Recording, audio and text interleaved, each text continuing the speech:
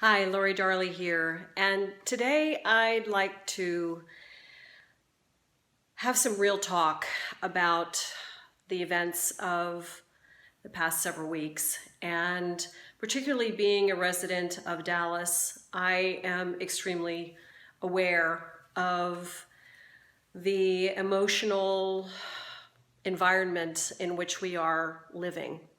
And as I have been engaged, like so many of us here, in a process of self-reflection. Where do I land? What do I stand for? Who am I? And where am I responsible with all the events? And what would I have to say to you and anyone else really around what is one of the most basic and fundamental things that I and you can engage in that maybe could move the needle just a little bit in times that are so divisive, in times that are so polarized. And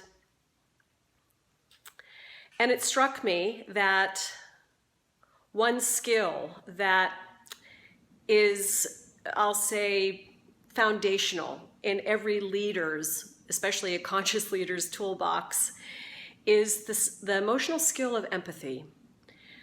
We all know the lessons of empathy. We're taught those lessons on Sundays, and those lessons are forgotten on Mondays when we turn towards the news, when we turn towards all of the events and circumstances of our times. And yet, what is empathy? And if we think about it in terms of just one very basic skill, which is listening, right?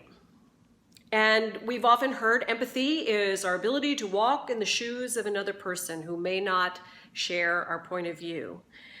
Well, I've heard a tagline to that, which to me has been profoundly powerful, that in order for us to walk in someone else's shoes, what we have to be able to do first is to take off the shoes that we're wearing.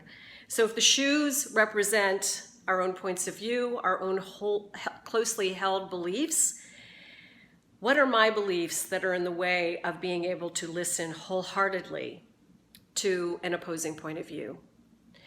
So everybody is very good and very practiced at sharing their own point of view. But I would just ask you today and in subsequent days, when you notice that tension in your body, when you notice that you're continuously telling yourself the same things, ask yourself, would you rather be right or would you rather be effective? Empathy can go a really long way, and while it may not seem, and often is not, the most